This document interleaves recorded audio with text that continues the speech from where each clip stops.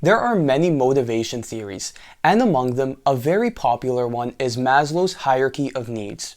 This hierarchy is an ordering of needs from the most basic and biological needs to more social and psychological needs.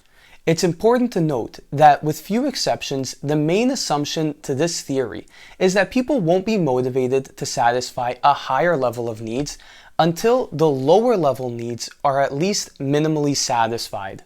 Our most basic and fundamental needs are our physiological needs. This is our need for food, water, shelter, the relief from or avoidance of pain, and really anything that is essential to our survival. Once our physiological needs are met, we have our safety needs. This is the need for security and stability. We want to experience order, predictability, and control in our lives. Our families and societies can help us meet these needs.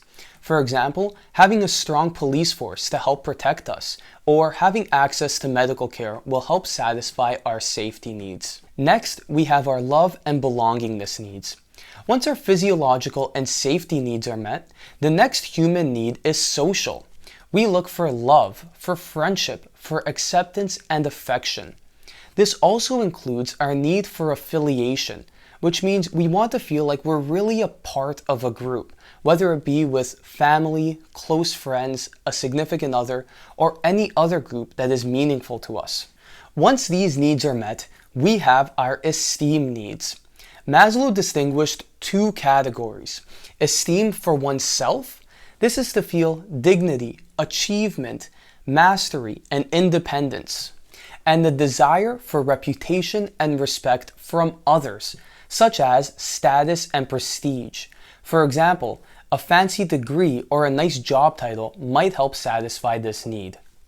On the top of the hierarchy is our self-actualization needs.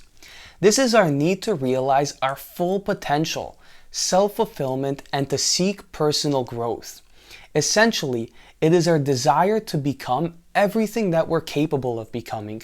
Now, Maslow believed that to become self-actualized is actually pretty rare and rather difficult for most of the population. We wound up spending most of our lives bouncing between safety needs, belongingness needs, and esteem needs.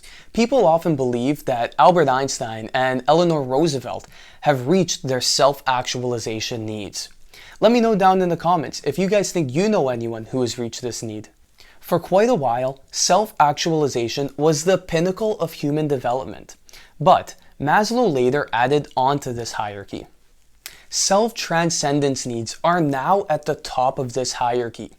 As Maslow defines it, this refers to the very highest and most inclusive or holistic levels of human consciousness, behaving and relating as ends rather than means, to oneself, to significant others, to human beings in general, to other species, to nature, and to the cosmos.